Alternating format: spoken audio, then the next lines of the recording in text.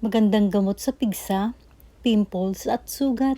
Gamutin ang pigsa gamit ang shiso leaves.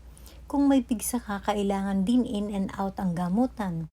After nyong malanggas ang inyong pigsa, yung dinikdik na shiso leaves ay itapal dito. Takpan ng band-aid or gasa.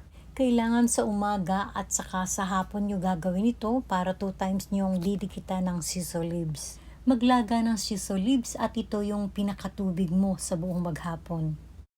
First step, kung may pimples ka, mag-scrub muna kayo ng baking soda at saka nyo banlawang mabuti. Magdiktik ng shiso leaves at ito ay salain.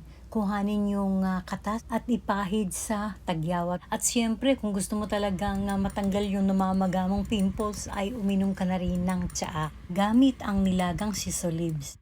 Sa sugat naman, after nyong malanggas ang inyong sugat, ay kumuha kayo ng katas ng shiso leaves at yun lang yung ipapatak ninyo. Ito ay conforme sa laki ng sugat ninyo.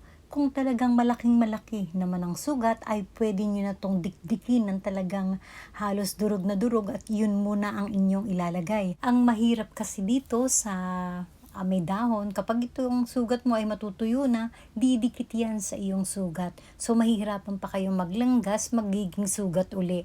Kung hanggat maaari ay katas lang ang kailangan. At siyempre, kapag ikaw ay magpapagaling ng sugat, in and out. Maglaga ng dahon ng siso at iyon ang gagawin mong tubig. So thank you so much guys for watching and see you to my next vlog. Bye!